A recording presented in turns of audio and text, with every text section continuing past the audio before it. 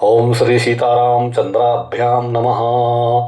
ओम वर्णानामर्थ संघानां रसानां छंदसामपि मंगलानां च करतारो वंदे वाणी विनायकौ। नमः पार्वती पतये हर हर महादेव की जय। धर्म प्रेमी सज्जनों, आज हम आपके सामने सती चरित्र, माता सती चरित्र का वर्णन संक्षिप्त में करने का प्रयास करेंगे। उत्तर कांड रामायण में, मानस में बाबा तुलसीदास जी ने लिखा है जो कि भगवान शिव जी उत्तर में हिमालय पर्वत पर विराजमान हैं और वो दक्षिण के पर्वत पर कुंभज ऋषि के आश्रम में कथा, भगवान राम की कथा सुनने की उनके मन में आतुरता है, प्रबल इच्छा है। और किसके मुखारबिंद से कि जो दक्षिण में जिनका आश्रम है उनका नाम है कुंभज ऋषि। कुंभज ऋषि माने जो एकदम घड़ा से निकले हुए, माने घड़ा माने एकदम खाली जो होता है, खाली से निकले हुए, घड़े माने खाली होता है। उस वहाँ जा कर के भगवान मैया पार्वती को लेके कथा सुनने के लिए उत्सुक हैं, उनके मन में उत्कंठा है। तो भगवान शिव जी से हम लोग सीख सकते हैं कि जो हम लोग थोड़ा बहुत ज्ञान अर्जित कर लेते हैं और अपने को बहुत ज्ञानी मान लेते हैं, त्रिलोकीनाथ, त्रिलोकी के जो ज्ञानी हैं, महाज्ञानी हैं, शिव जी से बड़ा कोई ज्ञानी नहीं है, जिनके मुखारबिंद से कृष्ण कथा, राम कथा, जितनी भी कथाएं सब भगवान शिव जी के ही द्वारा प्रादुर्भाव हुई हैं। और आज वो स्वयं मैया पार्वती को लेके, सती को लेकर के और दक्षिण में कुंभज ऋषि के आश्रम में जा रहे हैं। तो उसको श्रवण करिए। उत्तर कांड में बाबा तुलसीदास जी लिखते हैं कि एक बार त्रेता जुग माही, शंभु गए कुंभज ऋषि पाही। संग सती जग जननी भवानी, पूजे ऋषि अखिलेश्वर जानी। राम कथा मुनि वर्ज बखानी, सुनी महेश परम सुख मानी। ऋषि पूछे हरि भगति सुहाई, शंभु कहीं अधिकारी पाई। कहत सुनत रघुपति गुण गाथा, कछु दिन तहाँ रहे गिरिनाथा। ऋषि सन विदा मांगे त्रिपुरारी, और संग चले जहाँ संग दक्ष कुमारी। ऋषि सन विदा मांगे त्रिपुरारी, भवन चले तहाँ दक्ष कुमारी। ऋषि सन विदा मांगे त्रिपुरारी, भवन चलो संग दक्ष कुमारी। तेहि अवसर भंजन मई भारा, हरि रघुवंश लीन अवतारा। पिता बचन तजु राज उदास, दंडक बन विचरत अविनाशी। सज्जनों, एक समय की बात है कि जब भोलेनाथ भगवान की कथा, राम कथा सुनने के लिए जब गए कुंभज ऋषि के आश्रम में, जिनका नाम एक अगस्त ऋषि भी है, जो एक बार पूरे समुद्र को ही पान कर गए थे, जल को। तो उनके आश्रम में जब वहाँ पहुँचते हैं तो ऋषि जी ने भगवान शिव जी को देखा। उनके मन में ये हुआ कि भगवान शिव जी माता पार्वती के साथ आ रहे हैं। तो द्वार पर उनका पूजन किया, आसन दिया और बैठा के उनको चरण पादुका उनके धोए। भगवान शिव जी मैया पार्वती का भी अर्चन किया और आसन लगा करके जब शिव जी ने आग्रह किया तो भगवान ने राम कथा सुनाई। और राम कथा इतनी मन से सुनाई कि भगवान शिव जी गदगद हो गए।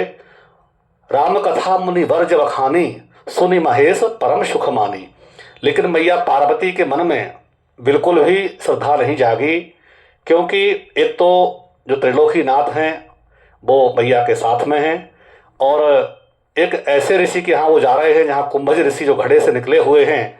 तो माता पार्वती को श्रद्धा नहीं हो रही है, क्योंकि जिनके साथ में त्रिलोकीनाथ हैं तो उनसे बड़ा और कौन ज्ञानी है कि भगवान शिव जी हम लोग को सबको सिखा रहे हैं। और जब जगत जननी माता के मन में ये संशय हो सकता है तो आजकल के हम आप में क्या ये कह सकते हैं, जो कि लैला मजनू के नाटक देखते हैं, फिल्मी मूवी देखते हैं, उनके मन में तो क्या हो सकता है, आप सहज में ही आप समझ सकते हैं। इसलिए जब जगत जननी के मन में संदेह हुआ, उनका कथा में बिल्कुल ही मन नहीं लगा। सज्जनों, हम घरों में जाते हैं, आप भी देखते हैं, कुछ लोग राम कथा कराते हैं, कृष्ण कथा कराते हैं, भागवत कथा कराते हैं, और यहाँ तक कि घर में जो सामान्य घरों में सत्यनारायण, श्री सत्यनारायण भगवान की कथा भी होती है, वहाँ भी लोग श्रवण नहीं कर पाते कथाओं को, क्योंकि जो घर के मुखिया होती हैं, जो मातृशक्ति होती है, चाहे जो भी हो, वो इतना ही समझाने लगते हैं बच्चों को, डांट डपट के, गुरुजी का पैर छुओ, ऐसे नहीं करो, वैसे नहीं करो। वो इसी उधेड़ बुन में जो घर का मुखिया होता है, वो कथा को सुन ही नहीं पाता है, वो समझाते समझाते ही मैंने पूरा समय निकाल देते हैं, उस समय का सदुपयोग लोग नहीं कर पाते हैं। इसलिए भगवान शिव जी एकदम ध्यान मग्न होकर ब्रह्म में लीन हो जाते हैं, कथा को श्रवण करते हैं, और इधर मैया का मन चंचल है तो उनका मन नहीं लगता है। जैसे ही ये वहाँ कुछ दिन रहते हैं, भगवान शिव जी, राम कथा का चर्चा होती है, राम जी के बारे में आदान प्रदान होता है कुंभ ऋषि के द्वारा, और जैसे ही मैया का मन नहीं लगता है तो वहाँ से जब चलते हैं भगवान शिव जी, चूँकि जो अंदर है वो बाहर है, भगवान ने मनन करके शिव जी का बहुत ध्यान किया, शिव जी ने बहुत ध्यान किया राम जी का, और जब मैया का मन नहीं लगा तो तुलसीदास जी बाबा की कलम तुरंत वहाँ उल्टी कलम चल गई। यहाँ कहा है कि संग सती जग जननी भवानी, पूजे ऋषि अखिलेश्वर जानी। और जैसे ही मैया का मन नहीं लगा कथाओं में, तो तुरंत तुलसीदास जी की कथा वहाँ पे कलम चल गई कि ऋषि सन विदा मांगे त्रिपुरारी, भवन चलो संग दक्ष कुमारी। तुरंत कलम चला दिया। यहाँ संग सती जग जननी भवानी, और जैसी मैया के मन में जब चंचल मन हुआ तो तुरंत यहाँ कलम चल गई दक्ष कुमारी, यानी इनके पिता दक्ष हैं, तो दक्ष कुमारी के नाम से यहाँ मैया को संबोधन किया गया। तो देखिए सज्जनों, कहने का भाव ये हमारा है कि जब हम चंचल मन होता है हमारा, हमारे भगवान में मन नहीं लगता है, पूजा पाठ मन नहीं लगता है, तो हम दक्ष, हम ज्ञानी होकर जब वचन करते हैं तो भगवान उसको नहीं अपनाते हैं। जब तक कि हम संपूर्ण समर्पित मन से सुन्न होकर के, और जब तक हम कथा नहीं सुनते हैं, सुन्न होकर के हम भगवान के सामने नहीं जाते हैं, तब तक हमको भगवान की पूजा का, पाठ का, जप का कोई हमको लाभ नहीं होता है। जब आप कोई पूजा शुरू करते हैं तो तरह तरह के मन में आपको भ्रांतियाँ शुरू हो जाती, पाप पहले ही आने लगता है। तो जहाँ हमारे मन में भ्रम आता है, संशय आता है, संदेह होने लगता है, तो हम कथाओं के लाभ से वंचित हो जाते हैं। ये भगवान शिव जी हमको यहाँ समझा रहे हैं। तो जब भगवान का अवतार हुआ त्रेता में, और पिता की आज्ञा वचन मानकर जब उनको 14 वर्ष का वनवास हुआ, तो वो भी उसी वन में भगवान विचरण कर रहे थे। और क्योंकि हे खग मृग हे मधुकर श्रेणी, तुम देखी सीता मृगनयनी, भगवान एक नरलीला कर रहे थे श्री राम जी, और वो खोजते हुए पेड़ पौधों से, और ऐसे कह रहे थे कि हे खग मृग हे मधुकर श्रेणी, और तुम देखी सीता मृगनयनी। भगवान शिव जी पार्वती को लेके, और जैसे कुंभ ऋषि के आश्रम से निकले तो वो भी अपने विमान से इधर से और उधर से भगवान श्री राम जी अपना वन में भ्रमण कर ही रहे थे। तो शिव जी ने छुप करके, सामने नहीं आए शिव जी, क्यों? क्योंकि वो ब्रह्म हैं, गुरु हैं, और शिव जी भगवान राम को 3 प्रकार से मानते हैं। राममानस में लिखा हुआ है, दास, सखा और स्वामी। भगवान शिव जी राम जी के तीनों हैं। वो दास भी हैं, दास भाव से भी भगवान को मानते हैं राम जी को, और सखा मित्र भाव से भी राम जी को पूजते हैं, और स्वामित्व, जब लिंग थाप कर विधि बद पूजा, और शिव समान प्रिय मोह न दूजा। राम ने शिव जी को भी रामेश्वरम में जो शिवलिंग की स्थापना की है, तो शिव जी तीनों ही राम जी के हैं। इधर जैसे ये अपने विमान से निकले, उधर से राम जी आ रहे थे, और मैया सीता की खोज में लक्ष्मण जी के साथ में, हे खग मृग हे मधुकर श्रेणी, तुम देखी सीता मृगनयनी। तो शिव जी ने ओट में होकर राम जी का दर्शन तो किया, और मैया भी साथ में थी, लेकिन मैया जी को संदेह हो गया।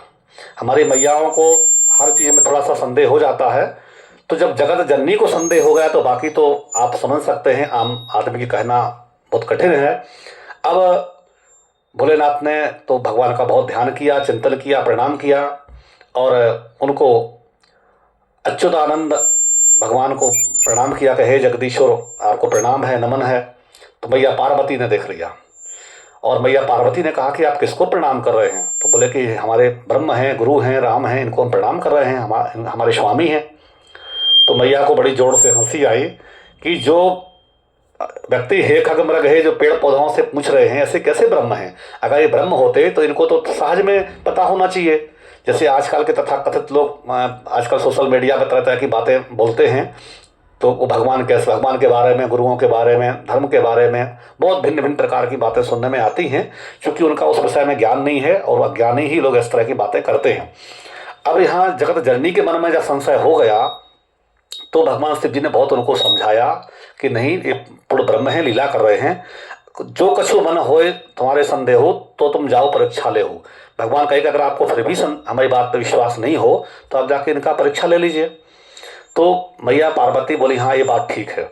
और वो जाकर के, और भगवान शिव जी तो वहीं एक बट के वृक्ष नीचे आसन लगा के अपना भगवान का कीर्तन में लग गए, भजन में लग गए। और मैया जाकर के आगे बढ़ी और सीता जी का उन्होंने भेष धारण किया और जाकर के आगे आगे राम जी के चलने लगी।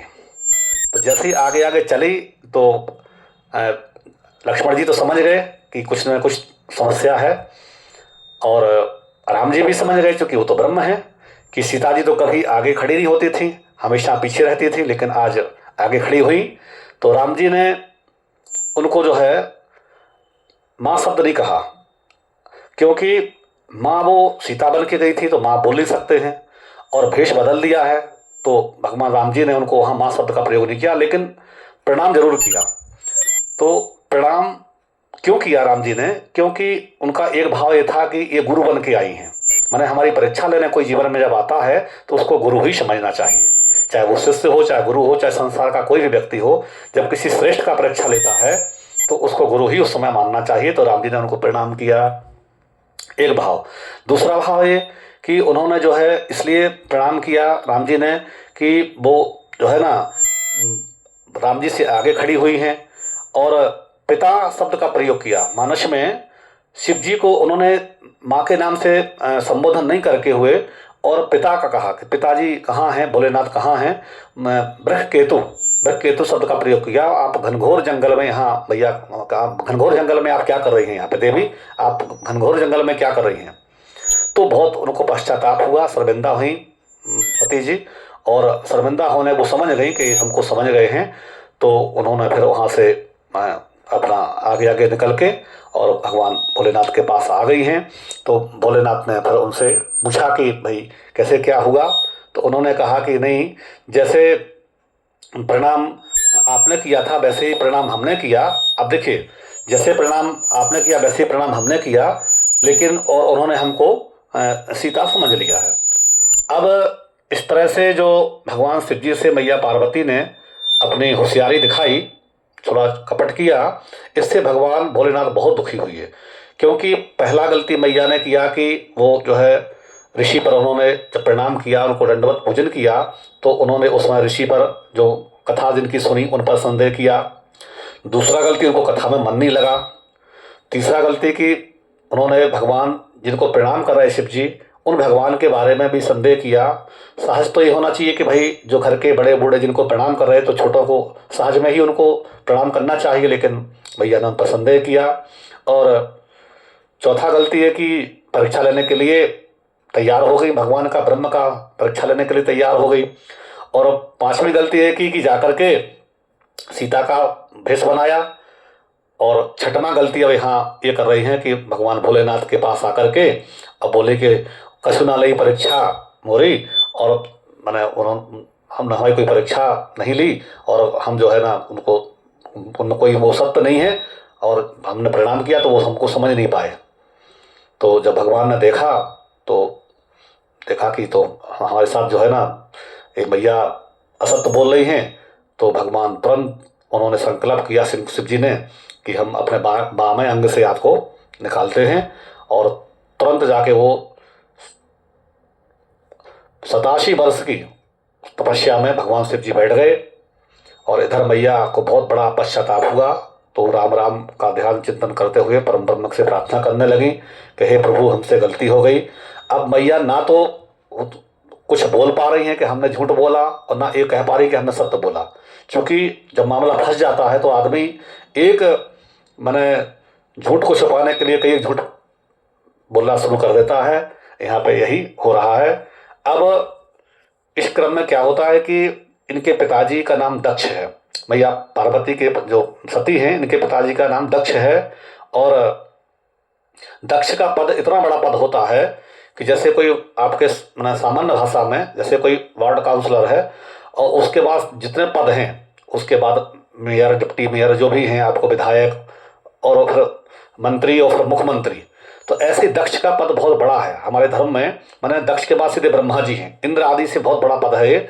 कई किन्नर और कई लोगों के मैंने सेनाध्यक्ष होते होते और सीधे पर ब्रह्मा जी को मैंने रिपोर्ट करते हैं, तो ब्रह्मा जी के समकक्ष ही आ जाते हैं, तो सीधे पर ब्रह्मा जी का पद है। इतना बड़ा पद दक्ष का है, तो जिसको इतना बड़ा पद मिल जाए तो फिर उसका कहना क्या है। आजकल तो सारा कुर्सी का खेल है, और कुर्सी मिलते ही लोग फिर क्या क्या करते हैं। कुर्सी की नहीं मिलती जब तक लोग आम जनता के पैर छूते हैं, हाथ जोड़ते हैं, प्रणाम करते हैं, मस्तक झुकाते हैं, और जैसे ही पद मिलता है तो फिर जनता से पैर छुआते हैं, जनता से जो है नतमस्तक होती है, फिर कहाँ सुनते हैं लोग। तो उसी प्रकार से दक्ष का जब पद मिल गया तो एक बहुत बड़ा इनके स्वागत समारोह के लिए देवताओं ने एक स्वागत समारोह, एक सभा एकत्रित की सभी देवताओं की, और सबको बुलाया गया। उस सभा में शिव जी भी बैठे हुए थे, ब्रह्मा विष्णु महेश सबको न्योता गया, इंद्र आदि देवताओं को न्योता गया। इंद्र दक्ष प्रजापति उस सभा में सभापति के रूप में बैठे हुए थे, सब देवता वहाँ बैठे। तो सभी देवताओं ने, जैसे भाई कोई बड़ा बड़ा नेता अधिकारी जब मंत्री विधायक या मुख्यमंत्री प्रधानमंत्री बनते तो सब राष्ट्राध्यक्ष या जो भी उस नेता है, पार्टी के लोग हैं, कार्यकर्ता है, तो सब उनको गुलदस्ता या उनको अंग वस्त्र देते हैं। तो इसी प्रकार से दक्ष प्रजापति के लिए सब लोग बधाइयाँ देने लगे, सब लोग खड़े होकर उनको अभिवादन करने लगे। लेकिन वहाँ 3 लोग खड़े नहीं हुए, ब्रह्मा विष्णु और महेश, सबने सम्मान किया, लेकिन 3 लोग खड़े नहीं हुए। तो दक्ष प्रजापति ने देखा, जो दुष्ट व्यक्ति होता है ना, वो ये नहीं देखता कि कृष्ण ने प्रणाम किया, वो ये देखता कृष्ण ने प्रणाम नहीं दिया, उसने हमारा सम्मान नहीं किया, ये दिमाग रखता है। जो आसुरी प्रवृत्ति का लोग होता है, जो ज़्यादा अपने को श्रेष्ठ समझता है, तो दक्ष है, इनका नाम ही दक्ष है। अब ये देख रहा है कि इसने प्रणाम नहीं किया, तो देखा ब्रह्मा जी नहीं, तो सोचे तो ब्रह्मा सृष्टि के पिता है, तो चलो कोई बात नहीं है।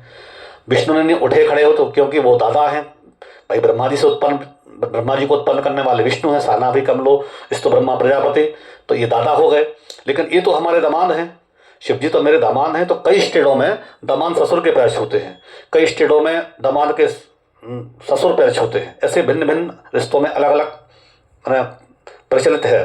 तब यहाँ पे ये दामाद के रूप में शिव जी बैठे हुए, तो दक्ष प्रजापति इनके ससुर जी हुए। तो ये उसी सभा में अमूमन नियम ये है कि जो सभापति होते हैं वो सबसे लास्ट में अपना बोलते हैं, सबसे लास्ट में वो अपना अभिभाषण करते हैं। लेकिन यहाँ जैसे ही उन्होंने देखा तो बोलना चालू कर दिया दक्ष प्रजापति ने, और बोलते बोलते कहा कि भाई जी की सभा में मैंने कौन लोगों ने उनको बुलाता है, कौन न्योता देता है, ऐसे लोग यहाँ बैठे हुए जिससे कि जिनको ये ज्ञान भी नहीं है सभा का कि सभा में कैसे आना चाहिए, कैसे बैठना चाहिए, और इस तरह से वो भला भला शिव जी के लिए बोलने लगे। तो सब देवता आपस में कानाफूसी करने लगे, किसको ये बोल रहे हैं। तो फिर वो जब बोले देखते क्या हो, अरे आपके बीच में तो बैठे, हम तो शंकर को बोल रहे हैं कि ना इनके तन में कपड़े हैं, ये मुंडों की माला पहनते हैं, और किस तरह से जो है भभूति लगा के नुकसान घाट का बैठे हुए हैं। जितना बुरा हो सकता है दक्ष प्रजापति भगवान शिव जी के लिए बोलने लगे। तो नंदी बाबा थोड़ा क्रोधित हुए और शिव जी से बोले प्रभु आज्ञा दीजिए, तो इनका हम यहीं पे आवाज़ बंद करते हैं। शिव जी ने बोला कि नहीं, तुम क्यों बोलोगे, हम ससुर दामाद का पर्सनल मैटर है, और पर्सनल मैटर में किसी तीसरे को हस्तक्षेप समझदार को नहीं करना चाहिए। शिव जी ने संकेत किया। लेकिन बात जब ज़्यादा बढ़ा तो जो है इधर से नंदी को नहीं रहा गया, उधर से भी भृगु ऋषि बैठे थे, वो खड़े हो गए और बोले कि तुम लोग सब पाखंडी, शिव जी के भक्त इतने हो, सब आडम्बरी रहोगे, पाखंडी रहोगे। इधर से नंदी ने कहा कि तुम्हारा बहुत बकबक कर रहे हो, तुम्हारा जो सिर है वो बकरे का लगेगा। अब इधर से श्राप होने लगा, उधर से श्राप होने लगा। तो भगवान शिव जी ने बीच में हस्तक्षेप कहा कि बोले कि ये कोई सभा हो रही है कि भाई ये मैंने श्राप सभा हो रही है। शिव जी ने सोचा कि हमारी वजह से ये इतना यहाँ जो कांड हो रहा है, इतनी जो श्रापित हो रही है, तो हम ही यहाँ से उठ जाते हैं। जब हमारी वजह से दिक्कत हो रहा तो शिव जी वहाँ से सब अपने दूतों को लिए और अपने चलते बने। अब ये बात भगवान शिव जी ने ना तो पार्वती मैया से कहा, सती से कहा, ना घर में किसी से कहा, ना किसी और लोग से कहा। जो जाने सो जाने, और शिव जी अपने ध्यान मग्न में रहे। इधर की बात है कि दक्ष प्रजापति का इससे भी मन नहीं भरा। इतना अपमान करने के बाद भी उसका दुष्ट बुद्धि था, अपने को बहुत ज्ञानी श्रेष्ठ समझते थे, इससे भी मन नहीं भरा। तो एक बहुत बड़ा बृहस्पति नाम का एक यज्ञ गंगा के तट पर हरिद्वार में एक बहुत बड़ा उन्होंने कनखल में एक यज्ञ की घोषणा की और सब देवताओं को बुलाया, लेकिन द्वेषवश भगवान शिव जी को न्योता नहीं दिया, क्योंकि उन्हीं के विरोध में कर ही रहे थे कि शिव जी का हम अपमान करेंगे तो शिव जी समझ जाएंगे, सबको हम बुलाएंगे, शिव जी की पूजा नहीं करेंगे, उनका भाग भी नहीं देंगे, उनको हम नहीं सम्मान करेंगे। तो अपमान करने के ही लिए जब ये कार्य हो रहा तो वो कितना सफल होगा। कुछ लोग पूजा पाठ इसीलिए दिखावे में करते हैं कि ताकि हम दूसरे को नीचा दिखा सके। एक बार हम यहाँ पे कथा कर रहे थे, एक जगह है आपको बजीरगंज के पास में, तो हम वहाँ कथा कर रहे थे, तो बगल में ही गांव में कोई वृंदावन से हमारे मित्र आए हुए थे। तो हमने नाम सुना तो हमने कहा भाई चलते हैं, उनसे मिल आते हैं, क्या दिक्कत है। हमारे कथा के बाद थोड़ा समय था तो हम जाने लगे। तो हमने कमेटी के लोगों से कहा कि भाई हमको जाना है, उनका वृंदावन से हमारे साथी आए, उनका हम दर्शन करेंगे। अरे बोले महाराज वहाँ मत जाइएगा। हमें क्यों? बोले हमारी तो नाक कट जाएगी, आप वहाँ जाएंगे, आप खुद इतने बड़े बनारसी पंडित जी कहलाते हैं, इतने विद्वान हैं, आप ये हैं वो हैं, हम आपके लिए बड़ी मुश्किल से यहाँ पर लाए हैं दिखाने के लिए, और वो उनकी कथा में आप जाएंगे तो लोग ये नहीं कहेगा कि आपके पंडित जी थोड़ा कमजोर हैं, वो पंडित जी बहुत ज़्यादा विद्वान हैं।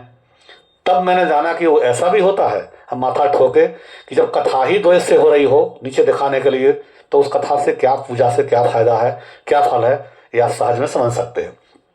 तो भगवान के मंदिर में ही अगर कपट आए आपके अंदर, पूजा करते हुए भी कपट आए, पूजा करने के बाद भी कपट रह जाए, तो पूजा के पात्र आप अधिकारी नहीं होते हैं।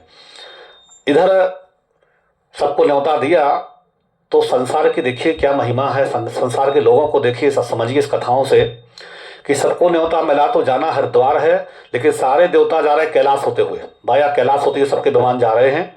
तो अब मैया लोग बहुत ध्यान देती हैं, तो जो मैया लोग होती है, मैया की बात ज़्यादा समझती है, सब लोग उधर से ध्यान कर रहे हैं कि क्यों पार्वती आपको नहीं चलना है, आपके पिताजी के यहाँ यज्ञ हो रहा है। तो पार्वती जी मैया जी को, सती को कुछ मालूम हो तब तो वो बताए। तो बोली हाँ। अब बोले क्या? तो बोले ठीक है आप लोग चलिए, हम आते हैं पीछे से। इधर भोलेनाथ से कहा कि प्रभु ये क्या हो रहा है, यज्ञ हो रहा है, तो जो है चलना नहीं है, आपके ससुर जी के यहाँ यज्ञ हो रहा है। अब देखिए मैया ने क्या चालाकी खेली यहाँ पे। अगर ऐसे कभी कुछ होता था मायके में, न्योता आता था, तो बोलते थे हमारे पिताजी के यहाँ अमुक चीज़ हो रहा है, हमारे पिताजी हमारे भैया एक अमुक काम कर रहे हैं। लेकिन जब सती को नारद जी ने सब चीज़ आके बता दिया, मैया समझ गई, सब देवताओं का भी देख लिया कि सब देवता यज्ञ में जा रहे हैं हमारे मायके में, वो हम नहीं जाएंगे तो वहाँ लोग क्या समझेंगे। तो वो शिव जी ने कभी बताया नहीं। तो शिव जी के पास जाके चतुराई अपना पेश कर रही है मैया, तो कह रही हैं कि आपके ससुर जी ने यज्ञ किया है, तो क्या चलना नहीं है यज्ञ में, हमको लेके चलेंगे नहीं? तो भगवान भोलेनाथ बोले कि देखिए यज्ञ कर रहे होंगे, तो हम लोग को तो बुलाया नहीं है, तो हम लोग को जाना उचित नहीं है, क्योंकि जब बुलाया ही नहीं है तो फट से पार्वती मैया सती बोलती हैं कि स्वामी आप ही तो बोलते हैं कि माता पिता के यहाँ, देव मंदिरों में, गुरु जी के यहाँ और सखा के यहाँ कोई मैंने आज्ञा लेने की आवश्यकता नहीं, न्योता पाने की जरूरत नहीं होती है, तो अपने होते हैं, जब चाहो तब चलिए।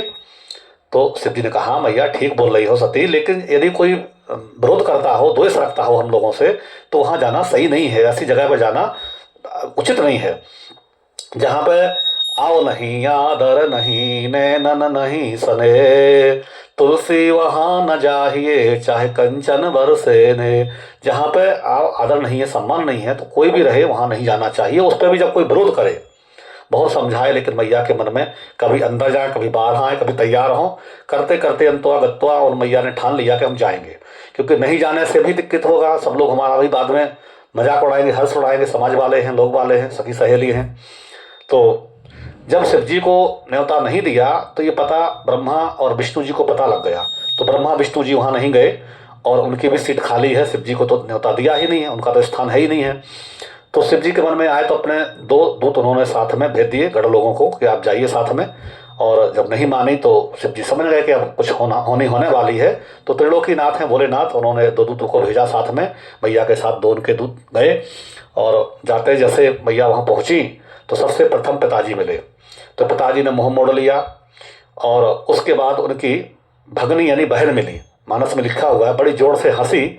आप किसी के घर जाओ, ठहाका लगा के लोग हंसे, आपका मजाक उड़ाए, तो वो मजाक आपका मैंने बेइज्जती करना होना होता है, टिप्पणी करना, कमेंट करना ही समझिए उसको। और विशेष तो बोले लगे पार्वती से कि वो बिना वस्त्रों वाले आपके साथ नहीं आए, साथ आपके पति देव नहीं आए जो बिना वस्त्रों के रहते हैं। ऐसे कर करके उपवास बढ़ाने लगी। और थोड़ी देर बाद मैया मिली तो मैया ने गले लगाया और बड़ा हाथ फेरा, बेटी तुम आ गई, बहुत अच्छा हुआ, अपना दुख सुख सुनाया। बात करते करते यज्ञशाला में पार्वती देखी, दर्शन करने गई तो सब देवताओं का भाग वहाँ मिल रहा है, सिर्फ मात्र भगवान शिव जी का पार्वती ने देखा, सती ने देखा कि पार्वती जी का शिव जी का भाग नहीं है। तो देख के और तुरंत पिताजी को बुलाया और खरी खोटी सुनाना मैया ने शुरू किया। क्योंकि वो सती थी, बहुत वो थी। उन्होंने कहा कि आपने 2 अक्षर का नाम शिव है, शिव का नाम लेने से मनुष्य का कल्याण हो जाता है, और आपने उनसे दोष रखा जो त्रिलोकीनाथ हैं, त्रिलोक के पति वो हैं। आपको शर्म नहीं आती है पिताजी इस तरह से? तो हम आपको इसके लिए कभी क्षमा नहीं करेंगे। और क्षमा हम क्यों नहीं करेंगे? हम तो आपकी पुत्री हैं, इसलिए हम कुछ आपको जाना कर नहीं सकते, आप पिता हैं। लेकिन जब तक आप रहेंगे हम रहेंगे, तो मेरा रिश्ता संबंध रहेगा ही। इसलिए हम इस रिश्ता को रहना, इस कलंक को हम लेके चलना नहीं चाहते हैं कि आपने भोलेनाथ का अपमान जो किया है, उनका भाग नहीं दे करके, तो हम उनके अपमान के लिए ही आपने यज्ञ रखा हुआ है। ऐसे यज्ञ को हम विध्वंस करते हैं। सब तो उन्होंने जो है ना क्रोधाग्नि प्रकट की, सब तहस नहस कर दिया जितना देवता लोग थे वहाँ पर, और अपने क्रोधाग्नि से अपने शरीर को उन्होंने जला लिया कि इस शरीर को धिक्कार है, इस शरीर पा करके हम दक्ष का शरीर पिता, तो हम दक्ष के ही कुमारी कहलाएंगे, तो आज से हम आपका नाम और निशान खत्म कर देते हैं। योगाग्नि क्रोधाग्नि किया, मैया पार्वती ने, मैया सती ने अपने शरीर को आज यहाँ दग्ध कर लिया, पूरा तहस नहस हो गया। इधर नारद जी एक विशेष दूत बन के और भगवान शिव जी के पास जाते हैं। जैसे आजकल पत्रकार लोग होते हैं ना टीवीओं में, तो विशेष न्यूज को थोड़ा सा उसको TRP बढ़ाने के लिए कोई विशेष न्यूज को हाईलाइट करते हैं। इसी प्रकार से नारद जी ने भगवान शिव जी के पास जाके प्रणाम किया। बोले प्रभु आप यहाँ पर बैठे हुए हो, देखिए वहाँ दक्ष प्रजापति के यहाँ क्या हो रहा है। बोले क्या हो रहा है नारद जी? बोले कि जैसे आप है, जैसे हम हैं वैसे आप हो गए हैं। बोले मतलब?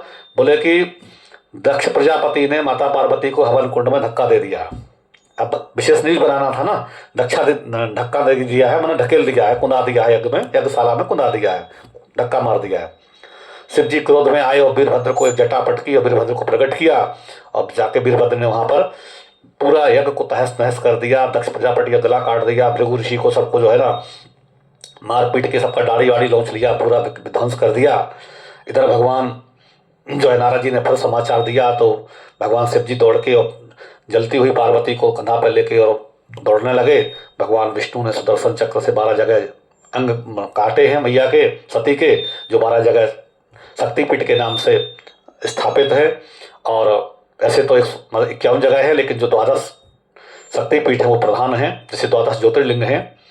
और वही मैया ने जाते जाते भगवान से क्षमा मांगी श्री राम से कि प्रभु हमको जब भी हमारा विवाह हो शिव जी के ही साथ हो, शिव जी हमको वर के रूप में मिले। बहुत पश्चाताप किया, और बहुत पश्चाताप करने के बाद उन्होंने भगवान राम से प्रार्थना, जाते जाते प्रार्थना की, और जाकर के दक्ष के यहाँ से अपना छोड़ करके और हिमाचल के यहाँ पर अगले जन्म में मैया पार्वती के नाम से उनका जन्म हुआ।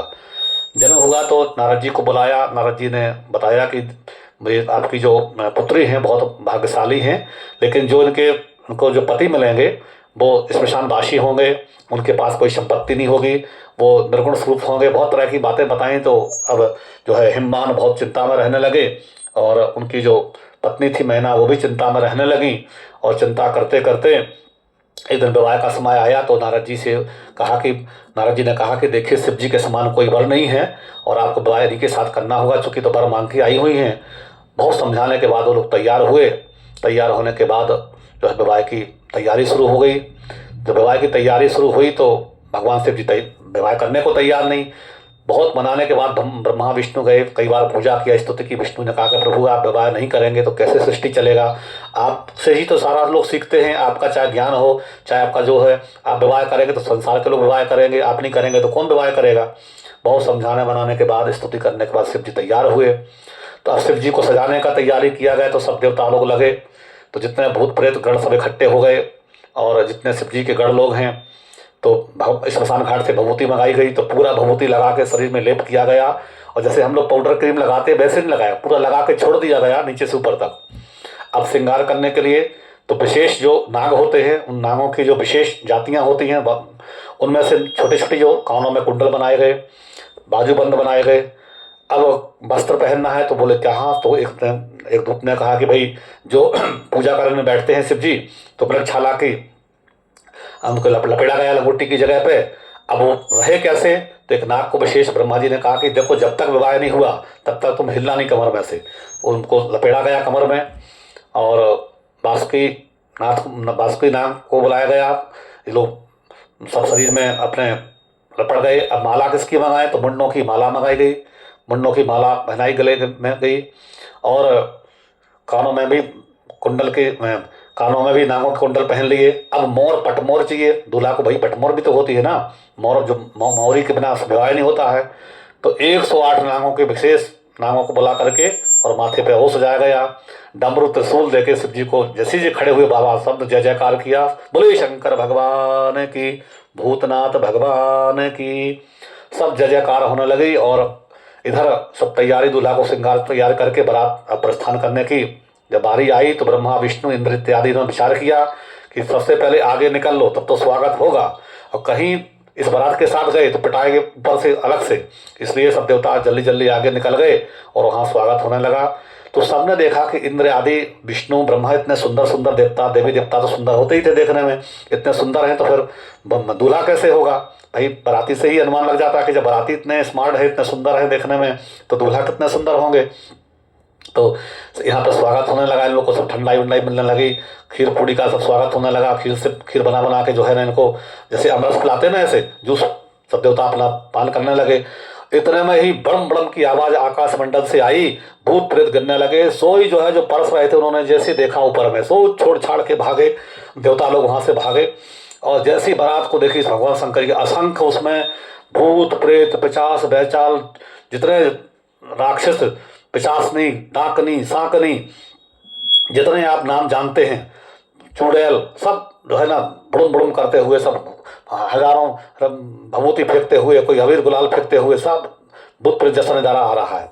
और उसमें किसी के हजारों हाथ, किसी के हजारों पैर, किसी के हाथी पैर नहीं, किसी का गर्दन नहीं, किसी के खाली गर्दन है, रुंड है ही नहीं है, किसी के सांप बिच्छू लपेटे हुए हजारों आदमी भूत प्रेत विकराल जैसे देखते हैं, किसी के दांत ही दांत दिख रहे हैं, किसी के हाथ ही हाथ दिख रहे हैं। भिन्न भिन्न प्रकार के लोग उस बाराती में, भूत प्रेत गण यक्षस सब चल रहे हैं। अंतरिक्ष जितने 50 भूत यक्ष गंधर्व सब उसमें शामिल है। अब भोले बाबा की बारात है, उसके वो देवता हैं। और भगवान बैठे कैसे हैं कि जो नंदी बाबा हैं उसकी सवारी करते हैं। क्यों?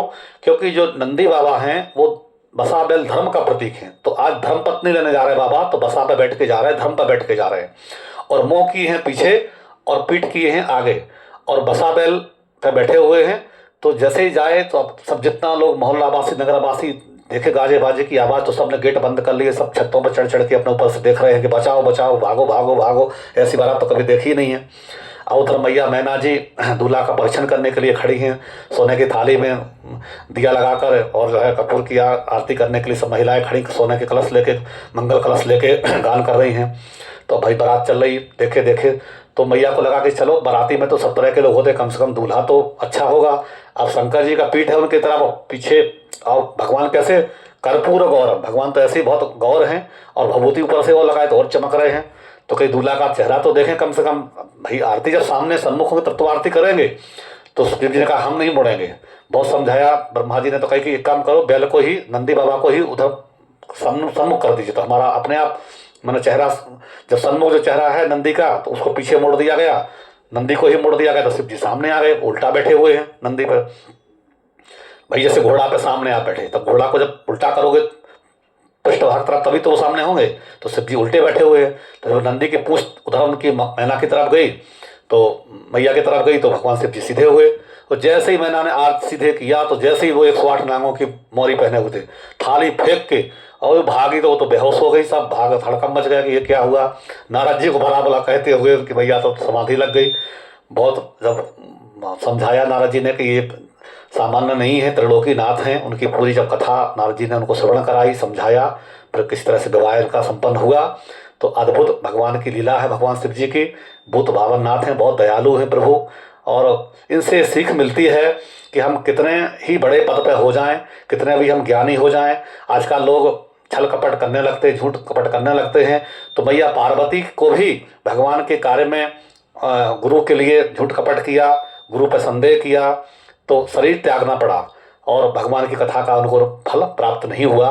इन कथाओं से सीख ये मिलती है कि आप कितने ही बड़े पद पर हों, कितने ही ज्ञानी क्यों ना हो, सहज रहिए, सरल रहिए, हर आदमी के लिए सरल रहिए, हर आदमी से सीखने का प्रयास करिए। गुरुओं के बीच में कभी उन पर संदेह करना, छल करना, कपट करना, भगवान की कथाओं में कपट करना, हरि हर निंदा नहीं जो खाना, हरि के गुरु का और माता पिता का जो निंदा सुनते हैं, करते हैं, गाय को काटने का फल प्राप्त होता है। तो अपने से बड़ों के सामने छल नहीं करना चाहिए और बुद्धि नहीं लगाना चाहिए, झूठ कभी नहीं बोलना चाहिए, क्योंकि सत्यम शिवम सुंदरम, मैया ने झूठ बोला तो भगवान ने त्याग कर दिया। तो आज जो भी भगवान की कथाओं का मजाक उड़ाते हैं, धर्म गुरुओं का मजाक उड़ाते हैं, वो जैसे भी हों, आपको श्रद्धा विश्वास रखेंगे तो आपको उसका फल प्राप्त हो जाएगा। जो आपके सामने गुरु जी हैं या भगवान हैं, जिस मंदिर में आप अगर उस पर श्रद्धा करते हैं तो उस स्थान का, उस जगह का फल प्राप्त हो जाता है। देखिए, जब भगवान को वनवास हुआ था तो वहाँ पर सीता जी का हरण हो गया। उस जगह का इतना बड़ा प्रभाव था, जो दंडक बंद था उस जगह का इतना प्रभाव था, और वहाँ ऋषि भी जब कथा करे तो मैया को वहाँ पर संदेह पैदा हो गया। तो जगह का, स्थान का भी अपना अपना एक महत्व होता है। तो आदमी को डट के इसका मुकाबला करना चाहिए। और भगवान भी वहीं बैठे हुए, लेकिन भगवान ने अपने मन को चंचल नहीं किया। भगवान शिव परम तत्व हैं, परम ज्ञानी हैं, इसलिए जो वास्तविकता ज्ञानी होते हैं वो दूसरों पर संदेह नहीं करते हैं और बकरे की तरह मैमे नहीं करते हैं, दक्ष की तरह मैमे नहीं करते हैं। क्योंकि दक्ष ने मैमे किया तो भगवान ने लास्ट में बहुत प्रार्थना की देवताओं ने कि यज्ञ विध्वंस हो गया, तो उनको बकरे का असर लगाया गया और फिर यज्ञ की भगवान ने उनको प्रतिष्ठित किया और जाके फिर जो है ना सब जय जयकार हुआ। तो हम इन्हीं चरणों में एक संक्षिप्त में जो हमने अपने कम शब्दों में आपके सन्मुख भगवान शिव जी की पार्वती का जो दक्ष और भगवान शिव दक्ष का संवाद एवं मैया पार्वती का जो सती होना, यज्ञ में कूद सती होना और संक्षिप्त जो विवाह की आपको परिकल्पना भगवान के चरणों में समर्पित करते हैं। आप सभी को राधे राधे, हर हर महादेव, जय जय श्री सीताराम। इसको आप लाइक करें, शेयर करें, कथा अच्छी लगे तो आप इसको जरूर कमेंट करें। धन्यवाद। राधे राधे।